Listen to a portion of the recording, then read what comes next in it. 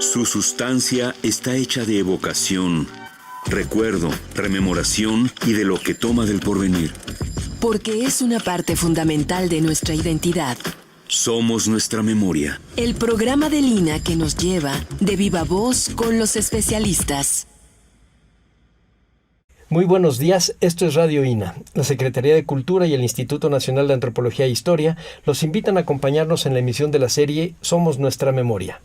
Yo soy Salvador Rueda y en esta ocasión contamos con la presencia de la doctora Aurora Díez Canedo. Me es grato dirigirme a ti, Aurora, para hablar de un tema que está ahora en la mente y en las mesas de todo el mundo, que son los 500 años del desembarco de la expedición de Hernán Cortés a las costas de lo que entonces se llamó Nueva España y después se llama México. Es interesante que pensemos en este asunto porque es claramente lo que León Felipe llamó hace 80 años un transbordo de la historia. Es decir, este suceso cambia las cosas. ¿Cómo la ves? Pues mira, sí, realmente es interesante ver cómo sigue este tema tan vivo en México, ahora que se cumplen estos 500 años. Y es interesante esta palabra de desembarco, ¿verdad? Es decir, nosotros estamos ahora, un poco conmemorando, nada más como un momento, ¿verdad? O sea, vamos un poco paulatinamente para preparar, digamos, un evento que es muy fuerte y que despierta muchas pasiones, como es el hecho de la conquista. Claro, algún día se llamó el trauma de la conquista, pero pues esa idea del trauma de la conquista es de la generación anterior a nosotros y a nosotros. En el siglo XIX para atrás no se pensaba así. No era un trauma de la conquista, para nosotros sí, y da la idea de que estamos, porque hay que ponerlo en primera persona del plural, estamos como dosificando para que sea lo menos ideologizado posible y lo más inteligentemente posible tratado. Exacto. Yo creo que eso tiene que ver mucho con, cómo vemos la historia en México, también cómo se enseña la historia en México. ¿Sí? Como que a pesar de que la historia, se ha profesionalizado muchísimo, la historiografía, la investigación histórica, pero la historia sigue siendo una historia de los grandes personajes, o sea, de héroes, de villanos y de los grandes acontecimientos. ¿Sí? Entonces lo que nos hace falta es un poco una visión como más amplia, ¿sí? Es decir, la conquista pues no surge de la nada, ¿verdad? Hay que ver un contexto como muy amplio de un panorama como global, mundial, así europeo, de dónde surge toda esta expansión, europea o española concretamente, y cómo se va dando, ¿sí? Por ejemplo, nosotros ahora yo trabajo en el Instituto de Investigaciones Filológicas de la UNAM. De la UNAM, y este instituto está formado por muchos centros. Sí, hay un centro de estudios mayas, hay estudios literarios, que es donde yo estoy, aunque yo soy de formación historiadora, pero ahí organizamos desde 2017 unas jornadas muy sencillas para reflexionar sobre los antecedentes de esta llegada de Cortés, ¿sí? O sea, porque Cortés lleva en las Antillas viviendo, creo que 15 años, ¿sí? Antes de emprender la expedición que va a ser que es la tercera expedición. Entonces a nosotros nos pareció interesante estudiar las expediciones anteriores y ver qué está pasando ahí con estos españoles que llegan, que se instalan en Cuba, que están viviendo en Cuba y que buscan nuevos retos, nuevas tierras, pues hay una ambición ahí y que sí no impresiona. Solo Cuba, ¿verdad? Luego llegan a Nicoya y se pelean entre ellos, pero acá lo que dices tú suena interesante. ¿Por qué pensamos en el desembarco de Cortés y no en los anteriores de Grijalva y Hernández de Córdoba? ¿Por qué no causan ese resquemor? Uh-huh. De hecho, se les tiene hasta un poco benevolentemente pensados, ¿no? Sí. Si tenemos el río Grijalva y no tenemos... sí tenemos el mar de Cortés. Pues sí. Pero a lo que yo voy es que finalmente, yo así lo creo, es que finalmente Cortés, sin proponérselo, no, como nadie, ningún individuo se propone las cosas en la historia, sin proponérselo, él sí cambia el rumbo de la historia mundial. ¿Por qué? Porque llega a un lugar en donde hay una civilización hecha, milenaria, y entonces el intercambio cultural es rapidísimo. Claro, hay una conquista y guerra, pero en todo el mundo hay guerra antes de Cortés y hasta el día de hoy. Sí. Entonces eso nos mete a una dinámica sobre cómo pensar la historia. Sí. Y un poco entiendo lo que me estás diciendo, como que queremos conjugar este desembarco en presente cuando tenemos que dividirlo también en lo del pasado, es decir, cómo vamos a entender el pasado. Hay que leerlo.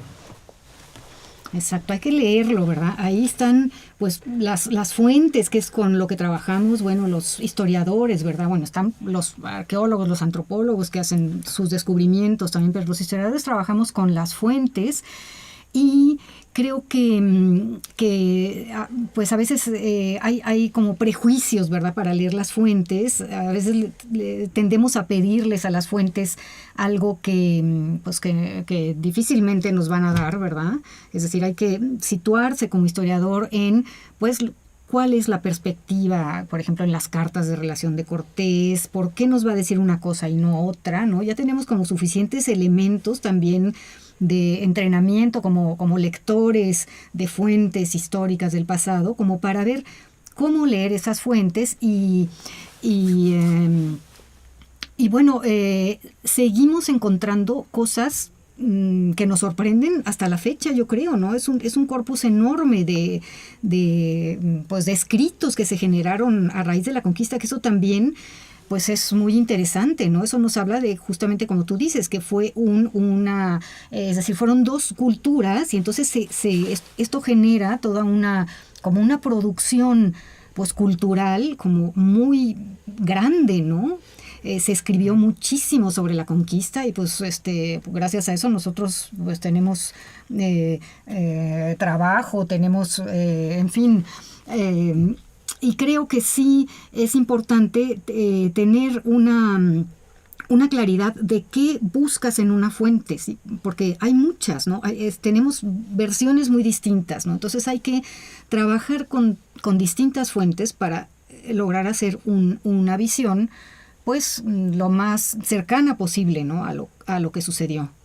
Por ejemplo, dices de las distintas lecturas de, por ejemplo, las cartas de relación. Dame algún ejemplo para nuestro público. A ver, por ejemplo, bueno, ahora se habla mucho, bueno, conozco investigadores que trabajan, por ejemplo,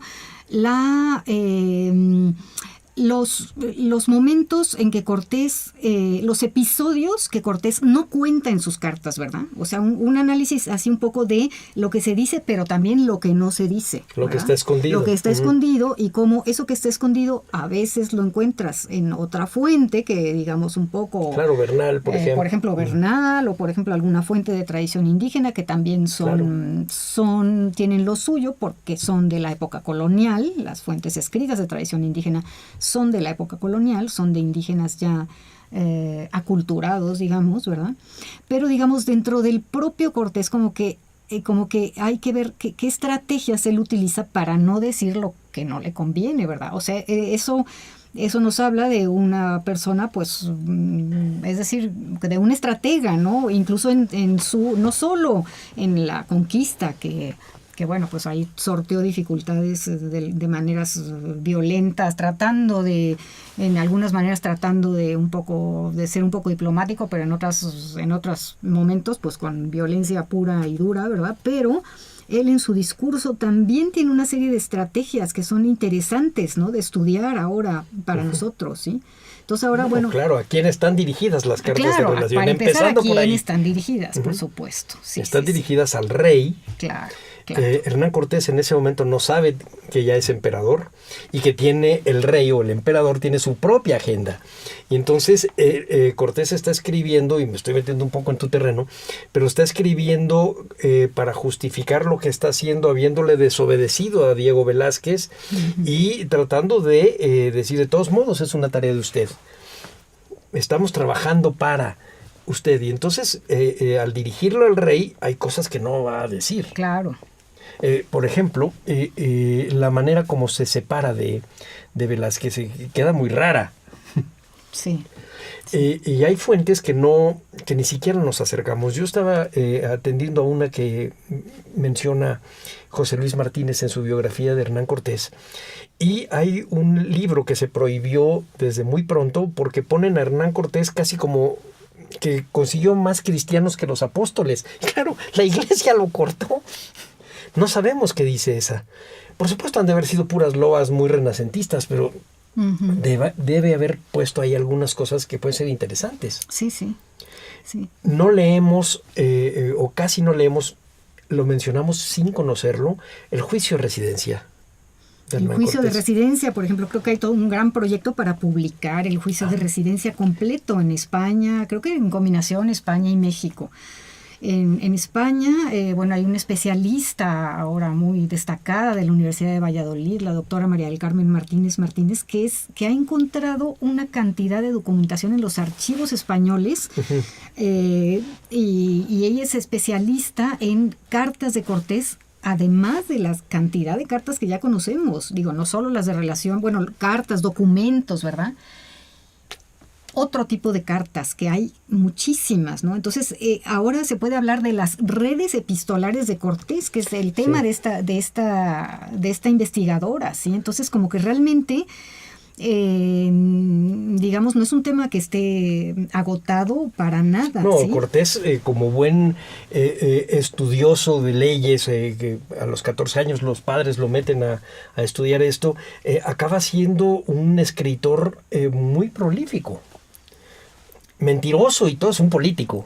Sí, que me perdonen los políticos, pero está jalando agua para su molino, pero escribe muchísimo. Escribe muchísimo y digamos, como te digo, con estrategias narrativas, ¿verdad? Sí, claro. Él sabe muy bien qué es lo que no le conviene decir, ¿verdad?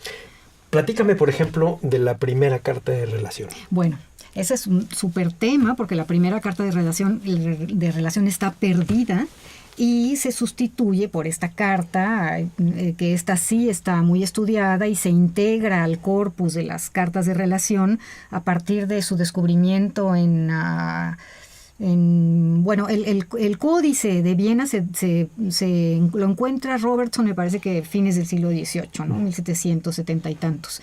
Y un poco después se incorpora esta carta que sustituye a la primera carta perdida, que se conoce como Carta del Cabildo de la Villarrica de la Veracruz, o Carta del Ayuntamiento, pero pues la primera carta está perdida y no me extrañaría tanto que apareciera en una de esas. Porque fíjate que José Luis Martínez de repente dice que quién sabe si se escribió. Sí, bueno, hay esa hipótesis, ¿verdad? De que puede ser, pues sí, algo que el mismo Cortés, ¿verdad? Precisamente en esta estrategia narrativa, propone una primera información al rey que nunca mandó. Sí, pero parece ser que sí existió esa carta, y que sí está perdida. Y yo sí creo que, bueno, en los archivos españoles también los investigadores tienen que ser gente muy avesada en la clasificación, cómo se clasificaba la información en los archivos, ¿sí? Entonces, bueno, yo sé por esta profesora de la Universidad de Valladolid que ella ha encontrado documentos, por ejemplo, en el archivo de la Cancillería de Valladolid, clasificados de una manera, pues, por ejemplo, en pleitos, ¿verdad? En pleitos, porque Cortés tuvo muchos pleitos, entonces por ahí de repente encuentras algo así que te da clave, ¿no? Una clave para entender un comportamiento de Cortés, es decir, y sí creo, bueno, ella sostiene que sí existió la primera carta. ¿Sí? Que no fue un invento, porque también ya si empezamos con atribuir a Cortés una maldad que yo creo que es también más propia de nosotros, ¿verdad? De crear un personaje malvado y mentiroso. Es decir, por ejemplo, hay también historiadores que dicen, bueno, pues es que, creo que Prescott, ¿verdad? Dice, pues es que Cortés escribía al rey y como vasallo del rey no podía mentir.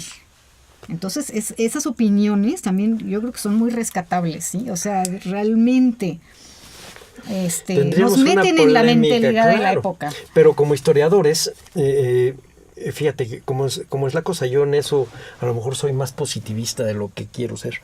Pero el hecho de que no exista la carta, al llamarme a una conjetura de si existió o no existió, el hecho real es que no existe. Y entonces mi primera lectura de Cortés es sobre la fundación de la Villa Rica. Sí. Y además tiene un sentido político muy interesante. Y eso me parece que para las conmemoraciones de los 500 años, en lo personal, me parece mucho más importante haber fundado el ayuntamiento como un cuerpo político que todavía existe hoy y que está reglamentado en el artículo 115, que el desembarco. O sea, ¿cómo la ves? Sí. Sí, pues sí.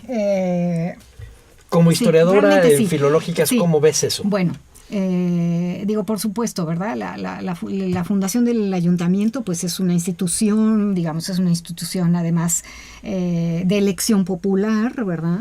Que sigue teniendo importancia hasta el momento, digamos, de la independencia, ¿verdad? No, bueno, por supuesto.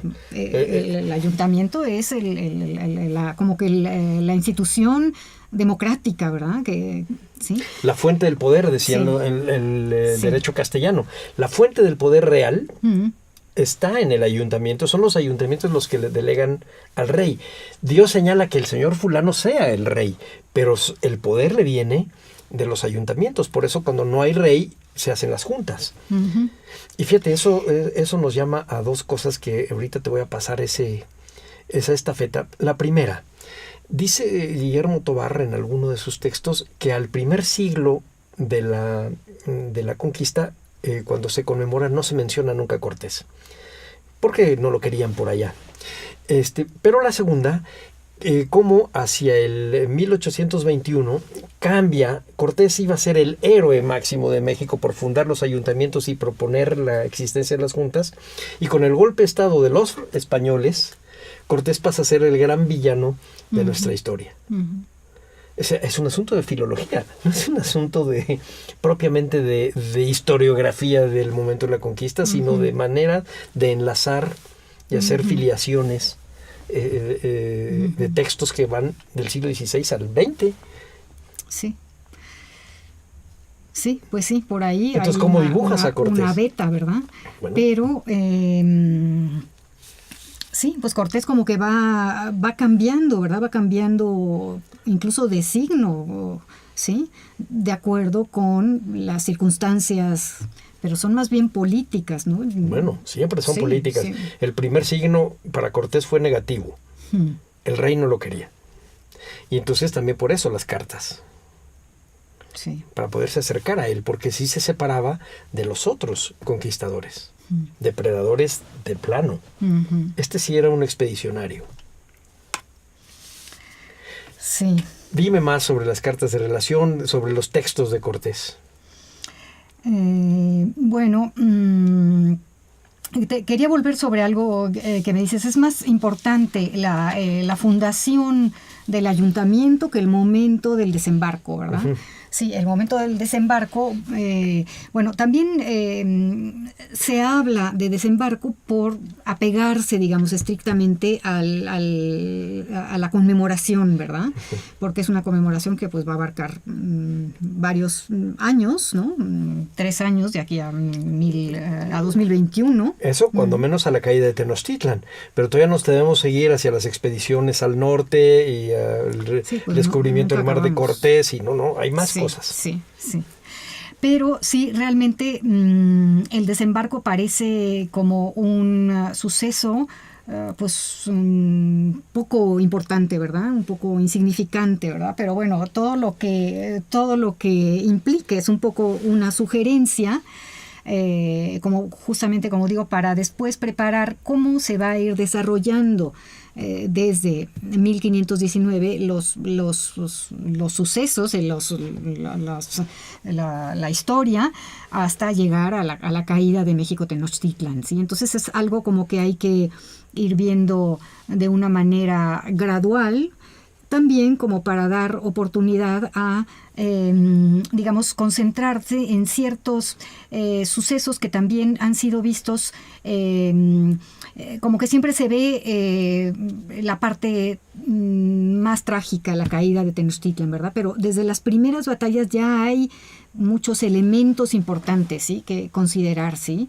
El enfrentamiento en Tabasco, en Centla, los primeros contactos, por ejemplo, con los mayas, que relación hay entre los mayas y la gente de Moctezuma. Todo eso nos ayuda a ver cómo está, digamos, el panorama en México, como tú dices, en lo que después se llamó Nueva España, cómo está en el momento en que Cortés llega, y bueno, Cortés además cuando llega ya tenía antecedentes, es decir, tenía los antecedentes de las noticias llegadas a Cuba de estas dos expediciones anteriores, y yo creo que tenía secretos, ¿verdad? Secretos importantes, ¿sí? Por ejemplo, Pedro de Alvarado, que fue con Grijalva, después se hace uno de los capitanes de Cortés, pues más importantes, y al que Cortés un poco le perdona todas sus salvajadas, pues todas sus barbaridades, ¿verdad? sí, porque en realidad el bárbaro es él. Uh-huh. Y eso hablando hasta la guerra del Mixtón. O sea, estamos hablando de una carrera larga de un hombre muy violento. Pero hagamos hacer un lado a este hombre violento y regresamos con este hombre político que es Cortés. Y entonces él escoge a su gente. Yo recuerdo por ahí en un texto de Alfredo Chavero viene la lista de los conquistadores. Tengo idea que está sacada básicamente de Bernal Díaz. Y eso nos hace pensar en otra de las fuentes de la conquista, que es mucho menos, me parece, interesada en la política del momento y más interesada en narrar las cosas, que es Bernal Díaz. ¿Cómo la manejan ustedes? Bueno, Bernal Díaz, con tanto que ha habido de Bernal Díaz también es un autor que no sigue dando sorpresas, ¿verdad? Porque se sigue, es decir, cada vez parece más demostrable que, bueno, esta idea de que Bernal escribió siendo ya viejo y de memoria, pues creo que ya está muy superada. Entonces, lo que se intenta buscar es cuáles fueron las fuentes de Bernal nuevamente, ¿verdad? O sea, que él sí realmente tuvo una serie de lecturas. Claro que él pasó años realizando esas lecturas y construyendo su historia realmente a partir de fuentes, bueno, y también de su propia experiencia, ¿sí? Pero, bueno, en el propio INA salió recientemente este libro de Guillermo Turner que se llama La Biblioteca del Soldado, Bernal Díaz del Castillo, que es interesante porque analiza todas las posibles, es decir, las referencias que hay en la historia verdadera a otros autores que no podemos tener la absoluta certeza de que Bernal los hubiera leído, pero que sí es muy probable, ¿sí? Bueno, él en primer lugar a Gómara seguro lo leyó, sí, claro. Y ya tiene sus autores que cita constantemente y que refuta constantemente, pero parece ser que hubo más autores que leyó Bernal, ¿sí? Entonces es interesante ahora esta idea de pensar en una biblioteca de Bernal Díaz del Castillo, ¿verdad? Por pequeña que hubiera sido. Me parece una propuesta interesante. Y la otra, aquí entrevistamos también a Guillermo Turner, la otra que queda clara es, efectivamente, como bien lo dices, no es que Bernal Díaz un día cerca de los 80 años se sienta a escribir y se va a ir acordando las cosas, sino que tenía apuntes. Era un hombre que era muy metódico y seguramente traía en muchos lados durante mucho tiempo, estuvo sacando apuntes hasta que arma esta historia general, historia verdadera, pero también con sus obstáculos. Finalmente, la que se conoció en el siglo XVII a principios del XX era el manuscrito de los mercedarios guatemaltecos, que está llena de las interpolaciones y de cosas raras, que era muy de la época. Yo recuerdo haber leído un día el libro 12 de Sagún sobre la conquista, con interpolaciones de Carlos María de Bustamante. Y entonces resulta que se aparecía hasta la Virgen de Guadalupe a defender a los indios. O sea, una cosa realmente pues que ponía en duda la veracidad de los autores en ese momento, pero que su intención era política. Es igual que la de Hernán Cortés.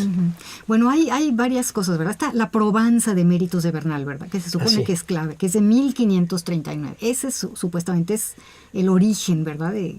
Es decir, los conquistadores se enfrentan, bueno, hay también un libro ahí muy, bueno, el título ya es, dice mucho, que se llama La transformación social del conquistador, un libro muy viejo, pero que habla de cómo los conquistadores realmente se tienen que meter en una España en donde hay que probar mediante papeles los méritos, ¿verdad?, para que sean reconocidos y obtengan recompensas, puesto que, bueno, es sabido que en la conquista los conquistadores se lanzan por su cuenta y riesgo, ¿verdad?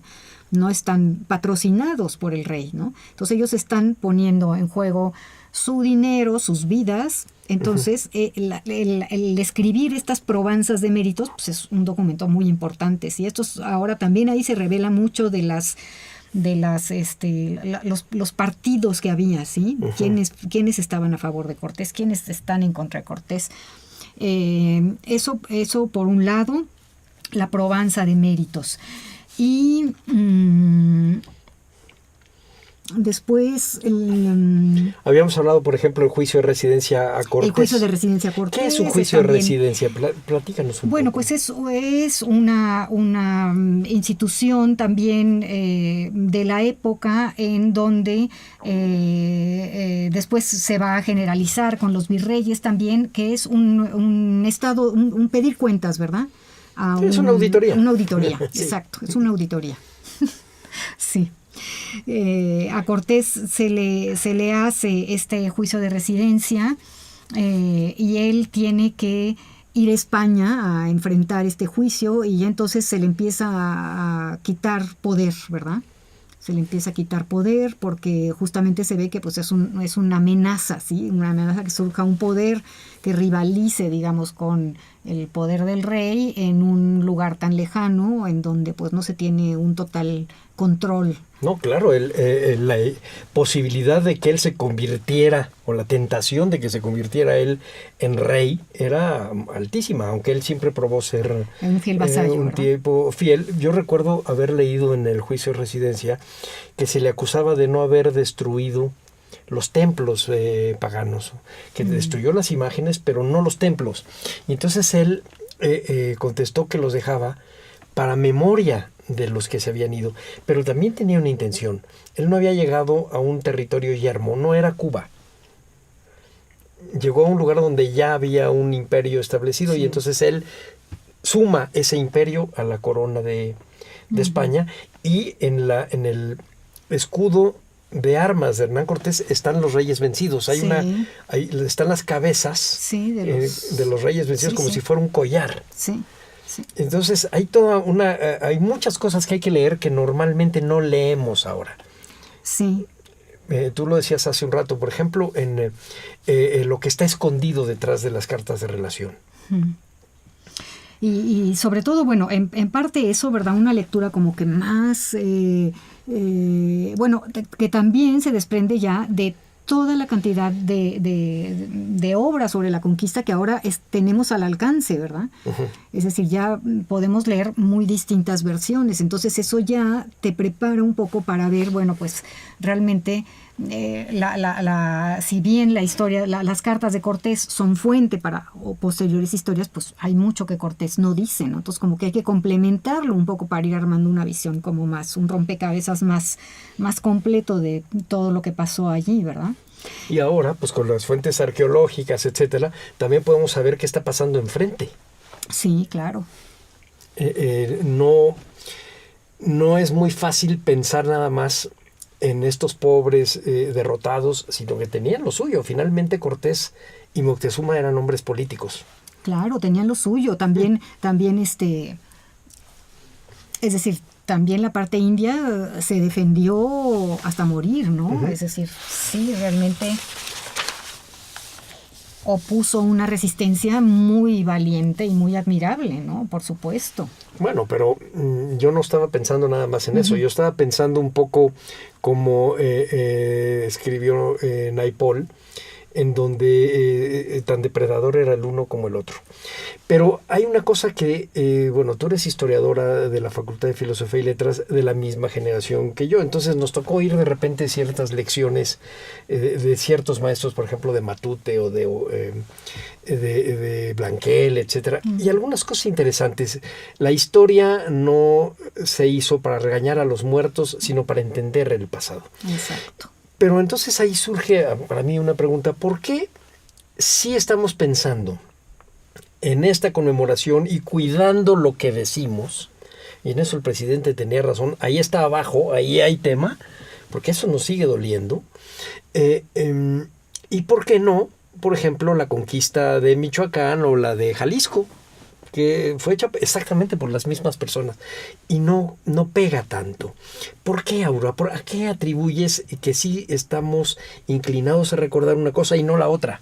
Bueno, pues no sé, porque tenemos una tradición realmente, yo creo que muy centralista, ¿no? Yo creo que sí, realmente es lo que digo, la conquista siempre es la conquista de México y Cortés, ¿verdad? O Cortés, héroe o villano, como se vea, pero se nos olvida ver muchas cosas que hay inmediatas que nos ayudarían también a tener una visión pues más... pues no sé, un poco más equilibrada, si es posible, ¿verdad? Sí, no fue la única conquista, la de México. Claro que no. Yo soy historiador del siglo XX, sí. Y el origen de la guerra chichimeca, estamos hablando del periodo del virrey Mendoza, es decir, del primer virrey. Sí, él fue personalmente a combatir al Mixtón. Bueno, pero es una guerra que dura hasta que Lázaro Cárdenas empieza a repartir los ejidos. Sí. Hubo una guerra genocida contra los yaquis, hubo otra contra los mayas, hubo otra contra los zapatistas. Es decir, el tratamiento a lo indio, a los apaches, nació desde aquella época, y finalmente México se fue haciendo a través de arrebatar territorios. O sea, realmente no, si vamos a hablar de mala conciencia, debemos tenerla bien negra. Sí. Sí, bueno, pues nuevamente, ¿verdad? La historia la tienes que ver como un proceso, cosa que a veces parece que eso es una manera de evitar enojarse, ¿verdad? Claro, pero yo sí creo que son procesos largos, ¿no? Son procesos largos. Ya si ligas toda la historia de México, pues sí, tenemos muchos problemas y muchos reclamos pendientes que hacer. Pero sin exagerar, yo recuerdo algún día Leonardo Sciascia hablaba de que el fascismo nunca se pierde. El fascismo hay que estar recordando todo eso, porque si no, no va a desaparecer. Pero en el caso de la conquista sí son hechos que ya pasaron. No debería de dolernos. Debería interesarnos saber qué pasó y por qué. Yo también creo, sí, digamos, el país que vivimos, bueno, yo creo que en general la gente, bueno, todo este diálogo que se ha suscitado reciente en torno a la conquista, con estas conmemoraciones, yo creo que es bueno, ¿no? Está bien darse cuenta de que es algo que sigue ahí vivo. Pienso que los historiadores, digamos, hay esta costumbre de hacer estos encuentros entre historiadores, entre especialistas. La historia cada vez está más especializada y eso hace que se te pierda un poco el panorama más amplio, más general. Y creo que los historiadores sí tienen como una responsabilidad, por ejemplo, en la enseñanza de la historia, ¿sí? En tratar de escribir, de aclarar ciertas ideas, ciertos conceptos que no se estigmatice, ¿verdad?, los hechos de una manera que sigan causando enojo, discusiones fuertes. Es decir, la conquista ya pasó hace mucho tiempo, ¿no? Hemos cambiado, yo creo. Somos un país con una población indígena pues enorme, ¿no? A pesar de que se reclama la desaparición de lenguas, pues hay, bueno, igual desaparecieron muchas lenguas, pero también hay muchas lenguas vivas, ¿no? Lenguas indígenas. Vamos a hacer un paréntesis solo para recordar a nuestra audiencia que estamos hablando del tema los 500 años del desembarco de Hernán Cortés con la doctora Aurora Díez Canedo.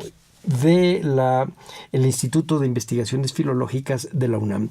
Y quiero aprovechar el hecho de que estás en Filológicas, Aurora, y que eres historiadora, para que hablemos de lo que realmente es tu materia de trabajo, que son papeles, palabras y buscar filiaciones y genealogías. Exactamente, ¿qué es lo que trabajas tú en torno a la conquista ahí?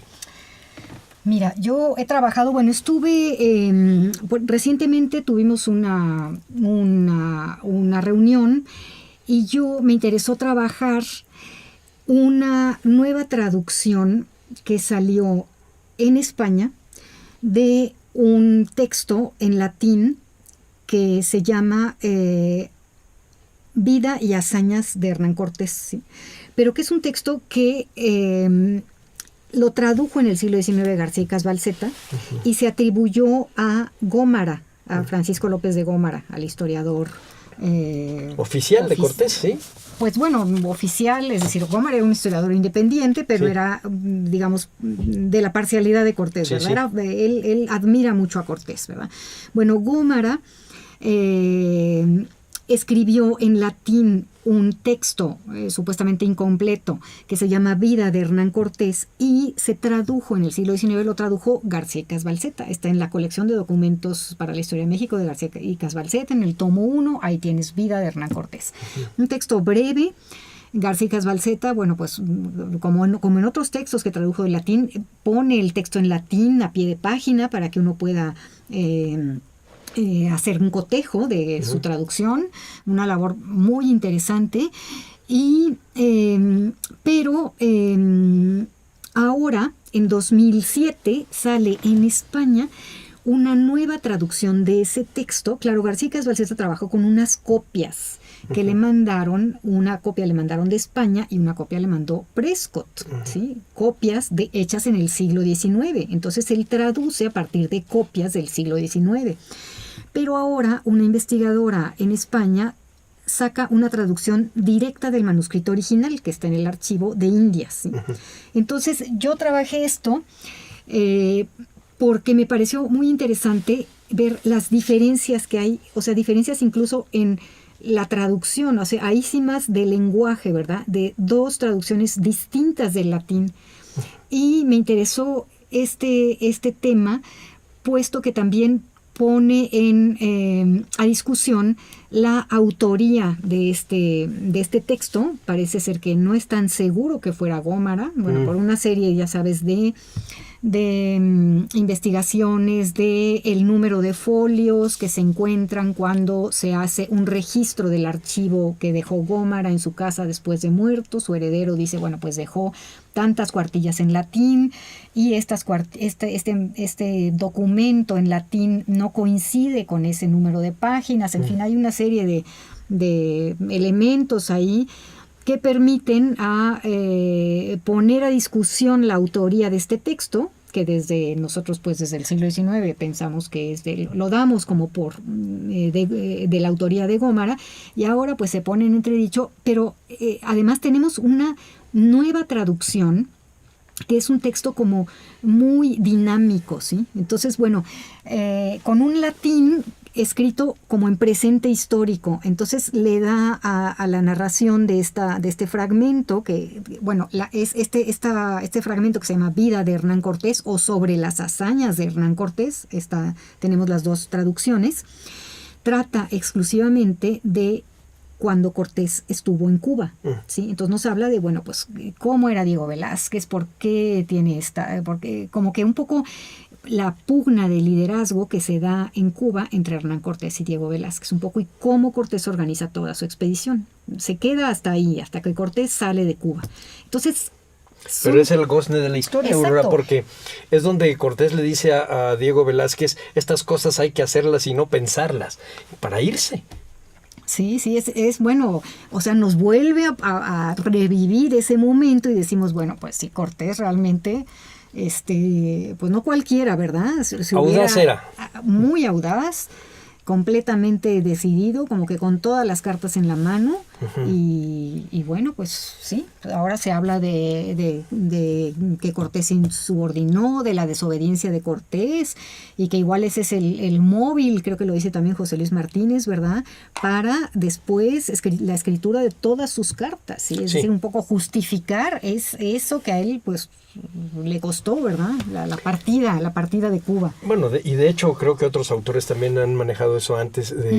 El móvil del ayuntamiento está precisamente en que rompe con la orden de Diego Velázquez de hacer rescates para hacer colonización y conquista, es decir, para poderse meter. Sí. Y eso a la larga acaba siendo la fundación de la Nueva España. Sí. O sea, ese hecho, esa desobediencia, acaba siendo la fundación de la Nueva España. Y yo en algún programa dije, a lo mejor un poco nada más de sangrón, pero acaba siendo los motores de la historia entre nosotros el oportunismo y la desobediencia. La de Cortés, la del cacique gordo con Moctezuma, la de Hidalgo y el virrey, la de Yermo con el virrey, la de Iturbide. Somos unos desobedientes de primera. Pues. Pero eso es lo que nos mantiene caminando. Pues sí. Pues sí, igual es un... ¿Cómo lo van a ver los filólogos del futuro? Pues mira, en realidad yo no me considero especialista en el tema, pero yo soy maestra de historiografía. Pero entonces el enseñar historiografía desde antes de la conquista, ¿verdad? ¿Qué había antes de la conquista? Cuando viene la conquista, ¿qué pasa, verdad? A lo largo de la época colonial y después del siglo XIX, como que sí te va dando una visión más amplia de cómo... justo el por qué se escriben, aparte de las preguntas de la historiografía, ¿verdad? ¿Por qué se escriben? ¿Qué hace un historiador? ¿Por qué en un momento dado escribe una obra? Pero después también la recepción de estas obras, ¿verdad? Entonces ahí nos encontramos con que las cartas de Cortés, pues fueron prohibidas. Pero hasta 1527. 1527. Sí, ya se habían publicado. Algunas, ¿verdad? Sí. Sí, pero bueno, quiero decir, hay una prohibición, entonces como que en qué momento se recupera Cortés, cómo se lee, y así con muchos autores, ¿sí? Entonces vas viendo, sí, justamente como que esta historia de vacíos y de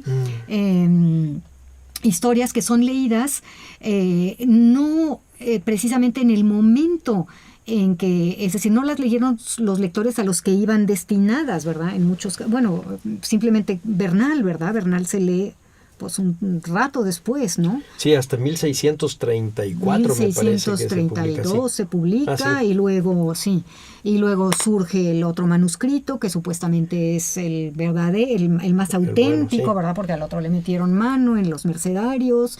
Entonces, como que sí tenemos una historia un poco atropellada también en el aspecto de los textos, de la recepción de los textos, de cómo se leen los textos. Bueno, es decir, claro, ¿sí? Que me dices, me acabas de mencionar a Gómara y podemos hablar de las casas. Tenemos a los dos escritores hablando del mismo asunto con dos puntos de vista totalmente distintos y a cual más...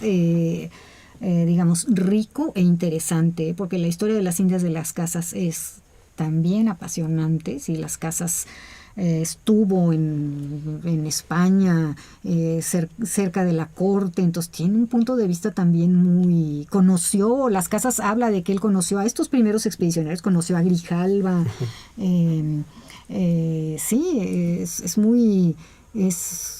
Son historias que no se acaban, ¿no? O sea, no se acaban en cuanto a posibilidades de lectura y de interpretación, ¿sí? Finalmente también, por ejemplo, con las casas seguimos trabajando con la edición del Fondo de Cultura Económica de la Biblioteca Americana, cuya introducción es de Lewis Hanke, sí. Es vieja. Muy vieja, sí. Claro, por ejemplo, se reimprime mucho más la brevísima relación de la destrucción de las Indias, justo, ¿verdad? Porque también nos habla de la destrucción, de la... Bueno, esa palabra que a mí no me gusta que se use, porque no me parece que le va a la conquista de genocidio, no me parece. Me parece, es decir... que estigmatiza totalmente todo lo que fue la conquista y que es una palabra que más bien es de ahora y que se debe a toda esta recuperación de una memoria europea que se relaciona con el Holocausto, ¿verdad? Y me parece que en el siglo XVI es otra la mentalidad. No, bueno, además ahí se olvida una frase de Leroy, hablando precisamente de la Segunda Guerra, dice, lo importante de la guerra es la posguerra.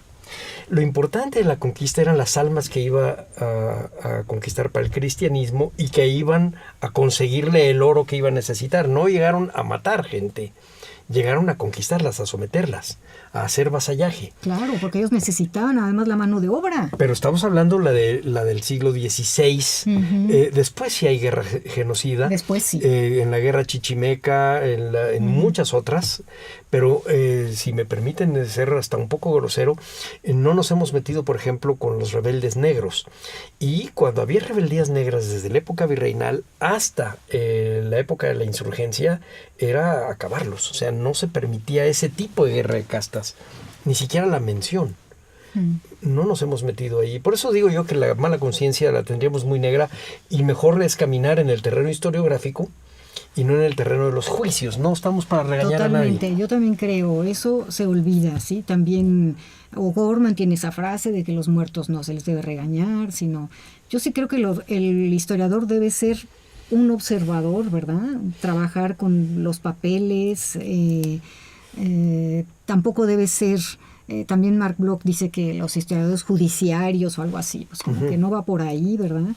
Pero los propios historiadores, bueno, no hay más que asistir a cualquier coloquio y ver cómo las pasiones surgen, ¿verdad? Y es un poco inevitable. No, bueno, por supuesto. Uh-huh. Yo que me dedico al zapatismo, cuando empiezo a ver ciertas cosas, me caliento, sí. Me engancho. Pero hay cosas que no tomamos en cuenta. Tú dices, por ejemplo, que Bernal Díaz escribe porque está haciendo una probanza hacia los 1538-39. Uh-huh. Bueno, déjate digo que en 1938-39, es decir, 4 siglos más tarde, para que se acepte a los zapatistas y a los primeros maderistas como revolucionarios, tienen que hacer probanzas. O sea, es una costumbre que no se perdió. Aquí también alguna vez entrevistamos a Marta Rocha con las veteranas de la Revolución y cómo tenían ellas que hacer una serie de investigaciones y comprobar que habían estado y que habían visto y que habían hecho. Uh-huh. Es decir, esta idea de no darle lugar a la memoria es bastante viejo y eso nos trae otra vez al asunto de la conquista. No le estamos dando el lugar a la memoria, estamos hablando del hecho como si fuera ayer. Sí. Y la memoria es un instrumento maravilloso, pero falaz, decía Primo Levi, que por cierto cumple 100 años de nacimiento este año. Uh-huh. O sea, finalmente no le estamos dando el sitio a la memoria y a lo que pasó y a este extrañamiento. Y entonces de repente nos peleamos entre lo verdadero, lo falso, y lo verosímil y el inverosímil, y el acontecimiento se nos va. Sí. Por eso yo sí, a mí me gusta trabajar las fuentes, como que darles credibilidad a las fuentes, claro, con una lectura que tú sabes qué le vas a pedir a esa fuente, ¿verdad? No, como te digo, no le vas a pedir a Cortés que te hable de cosas que no están dentro de su horizonte, dentro de su mentalidad, ¿verdad? Pero ahora tenemos cantidad de fuentes, es decir, y mucho, es decir, nos dedicamos a dar clases, etcétera. Entonces se necesita tiempo para hacer una lectura realmente concentrada, por ejemplo, de una obra como la de la historia de las Indias de las Casas. Sí, como que nos haría falta también, o Oviedo, por ejemplo, la historia en general de Oviedo solo se puede leer en los volúmenes de la Biblioteca de Autores Españoles, en una biblioteca. Es una obra riquísima en información, muy compleja, ¿sí? Muy compleja y bueno, pues ahí tenemos un mosaico de autores y de material de trabajo, pues muy interesante, ¿no? Con toda clase de matices, yo creo, ¿no? Como que ya estaban dados ahí, o sea, ellos veían perfectamente todos estos conflictos que había y bueno, ahora nosotros sabemos pues de qué lado estaban, ¿verdad? Entonces pues no hay más que entrarle así como con tiempo, con mucho interés y bueno, pues es un tema muy rico. Más que la memoria colectiva que siempre, es decir, bueno, la memoria colectiva es algo, cuando es, por ejemplo, cuando se vuelve un poco una memoria oral, pues ya es más resbaladizo el terreno, me parece. Que cuando toman notas como hizo Bernal Díaz. Que como así, exacto, ellos todo tenían que ponerlo por escrito y les costó trabajo. Digo, Bernal se pasó años escribiendo su obra, ¿no? Su historia, mucho tiempo. Y polemizó finalmente tuvo la capacidad de crear una discusión ahí no real, ¿verdad? Pero a mucha distancia. Sí. Pero que nos permite hablar del horizonte que dices tú de los escritores. Ahorita que decías tú, no le vamos a pedir a Cortés algo que no estaba en su horizonte, me acordé en una carta de relación, me parece que es en la primera, en la que sí tenemos como primera, en donde habla de un indio que se llamaba Quitalbor. ¿Qué es eso? O sea, ni siquiera el horizonte lingüístico estaba en... Entonces, ¿qué tanto podían entender al otro mundo? Que esa es una pregunta que se hizo alguna vez Ítalo Calvino en un diálogo imaginario entre un personaje actual y Moctezuma. ¿Qué tanto podía entenderse? Sí. No estaban entendiendo realmente nada. Solo entendían que eran paganos, que podías cristianizarlos, que podías conquistarlos y que podías sacar oro con un quinto al rey y un quinto a Cortés. Pero bueno, hay una voluntad de diálogo importante, ¿no? En la conquista, o sea, bueno, tanto, por supuesto, de la parte de los mexicas, ni se diga, ¿verdad? De estar mandando a los mensajeros, y Cortés, bueno, pues los intérpretes, ¿no? Tenemos especialistas aquí, muchos especialistas en los estudios de los intérpretes, bueno, ni se diga de Doña Marina o de la Malinche, como se le llamaba, ¿verdad? Esta también es una aportación interesante, ¿no? La de siempre tener un intérprete, hacerse de algún intérprete desde los primeros, ¿verdad? Julián, Melchor. Es decir, sí hay un interés por comunicarse, ¿no? Aunque fuera para cosas quizás, sí, nada más para el intercambio, pero siempre, claro, lo que les interesa es saber dónde hay más oro, ¿verdad? Claro, pero aún así hay de repente ciertos rasgos que te hablan del estado enrarecido de este asunto y de cómo van improvisando día con día. Ahorita que dijiste Melchor, hay una parte en donde Melchor lo cachan, lo captan trabajando para el enemigo, es decir, diciéndoles a los indígenas cómo defenderse de los españoles y acaban casi matándolo. Lo regresan, se mueren en el camino, pero se deshacen de Melchor porque no es un intérprete confiable. Los traiciona. Los traiciona. Sí. Y a ese personaje nadie lo toca. Sí. Sí, bueno, pues como que es difícil, ¿verdad? Por ejemplo, reconstruir la historia de este personaje. Solo a partir de lo que dicen los historiadores, ¿sí? Pero a lo mejor no se trata de eso de reconstruir la historia, sino el ambiente de la conquista. Pareciera, hemos imaginado que llegan en bloque todos unidos y todos de acuerdo a conquistar al Culuatecutli. Y no, entre ellos están muy divididos. Necesita Cortés hacer muchas maniobras políticas. Era tremendo. Sí. Y bueno, y justo lo que tú dices, ¿verdad? Bueno, los indios además se sabe que mandaban emisarios con esta, ¿cómo se dice? Esta reserva que tienen todo el tiempo de que no lleguen los españoles a la ciudad porque no hay espacio suficiente para albergarlos, ¿verdad? Porque no los van a poder atender. Pero entonces, ¿qué hay ahí, verdad? ¿Cómo perciben esa negación, digamos, esa oposición a que ellos lleguen y cómo ellos persisten en esto? Y bueno, y también hay muchos episodios, sí, de estos enviados que se hacen pasar por los principales y no son los principales. Entonces también los españoles se dan cuenta, yo creo que pronto, ¿verdad? Y aunque se confundieran con los nombres, porque yo creo que sí los españoles eran tal vez un poco duros de oído para el náhuatl.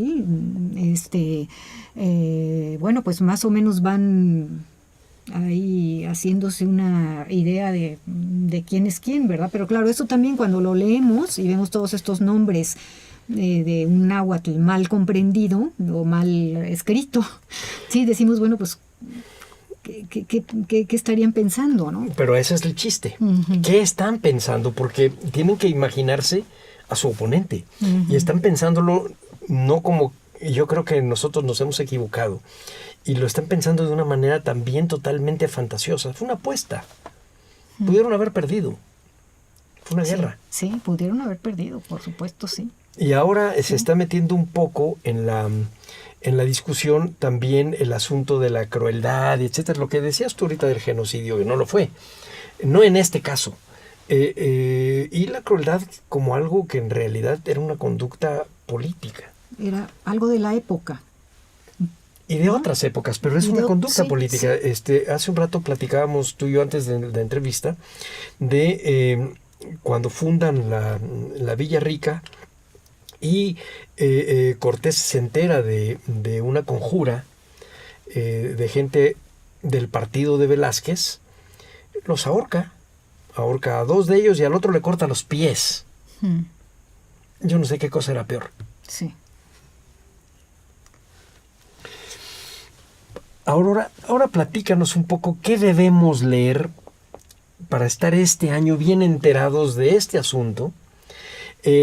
¿A quién tenemos que atender de los especialistas y qué es lo que están diciendo para saber en dónde el problema es un problema de historiografía y de plantearnos preguntas hacia el pasado y dónde efectivamente, como va a pasar en los próximos años, vamos a mezclarlo con nuestros asuntos cotidianos y nuestros problemas de hoy? Bueno, creo que hay libros, aportaciones nuevas muy interesantes. Hay, están los libros, la investigación que está llevando a cabo esta investigadora de la Universidad de Valladolid, María del Carmen Martínez Martínez, que trabaja las redes epistolares de Hernán Cortés. Ha trabajado un personaje también muy, muy interesante, a Martín Cortés, el hijo, el mayorazgo de Hernán Cortés, que viene a México en el de la conjura. El de la conjura, pero ella trabaja su infancia y juventud, un aspecto que no conocíamos. Muy interesante el libro de María del Carmen Martínez Martínez.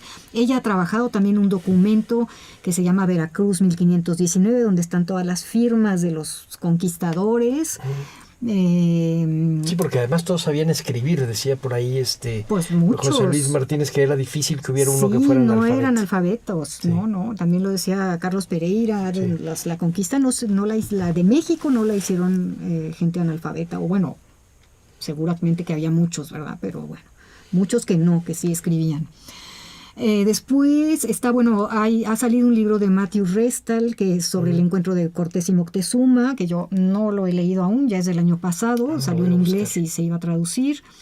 Está también un libro muy interesante de Beatriz Aracil de la Universidad de Valencia que se llama Yo, Hernán Cortés y la escritura de la historia, también un análisis muy interesante sobre las cartas de relación y sobre esto que te digo de lo que se dice y lo que no se dice.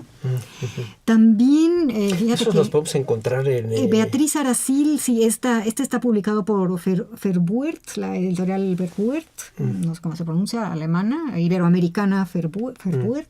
Es un libro pequeño, pero muy buena investigación. Está este nuevo que yo te hablaba, que es esta nueva traducción del latín, no es tan reciente, que se llama Sobre las hazañas de Hernán Cortés. Está en bilingüe, latín y esta nueva traducción. Es un texto chiquito, pero también con un estudio introductorio en donde cuestiona la autoría de este texto, muy interesante, donde retoma una serie de cosas que se han dicho, los investigadores anteriores, sí. Después está también... ¿qué más te iba a...? ¿Alguna cosa que hayas escrito? Yo no he escrito mucho sobre la conquista, pero bueno, en Filológicas va a salir un librito, el librito que hicimos sobre la jornada de Hernández de Córdoba, que es desde varios especialistas analizando la jornada de Hernández de Córdoba, desde gente experta en la zona, en geografía, en historiografía. Creo que está bien, va a estar bien este librito, saldrá a finales de año. Uh-huh. Aquí en México. ¿Qué más tengo por ahí? Más los de Guillermo Turner. Los de Guillermo Turner. Bueno, en Argentina también hay gente muy interesante. Yo conozco una investigadora de la Universidad de La Plata que también trabaja Cortés y tiene libros muy interesantes. Tiene un libro que se llama La Palabra Despierta, publicado por la editorial Corregidor. Lo que pasa es que esos libros sí son difíciles de conseguir acá. Muy bonito estudio porque ella justamente hace una comparación entre distintas lecturas, ¿verdad? De episodios clave de la conquista, por ejemplo, la matanza de Cuauhtémoc, ¿verdad? ¿Qué dicen unos autores y qué dicen otros? Perdón, la muerte de Cuauhtémoc, no la matanza, la muerte de Cuauhtémoc. Uh-huh. Cómo se ve en distintos autores y qué conclusión puede sacar a partir de la lectura de una confrontación de una serie de escritores, ¿no? Ese me interesa. Muy bonito es La Palabra Despierta, sí. Entonces como que creo que hay muchos libros con propuestas, con enfoques nuevos, con temas nuevos. Y también estar atentos a los diálogos de los especialistas. Me hablabas de un coloquio. Filológicas. Bueno, en Filológicas va a haber este coloquio en mayo de 2019, de 4 días, en combinación con la Dirección de Estudios Históricos del INA. Entonces es una conjunción de enfoques de historiadores y antropólogos y arqueólogos con todos los centros que hay en Filológicas, lingüística, poética, literarios, hermenéutica, ¿sí? Uh-huh. Entonces con también nuevas visiones sobre puntos concretos, todo relacionado con Cortés, todo el tema de la conquista. Pues ya se nos acaba el tiempo, Aurora. Muchas gracias por este diálogo que nos pone en la mesa muchos asuntos que estudiar y que leer. A nombre de Radio INA doy por terminada esta emisión que fue posible por la generosa participación de la doctora Aurora Díez Canedo. Gracias a nuestros escuchas por su atención. Les sugerimos consultar más de nuestra producción a través de www.radio.ina.gov.mx. En la realización, la dirección de medios de comunicación a través de la subdirección de Radio INA con Gabriela Marentes al frente. En la producción, Evanibaldo Morales. Los controles técnicos y edición, Rubén Martínez. En el apoyo, Marta Hernández, Paula Bedoy y Jerónimo Cuevas. Yo soy Salvador Rueda. Hasta la próxima.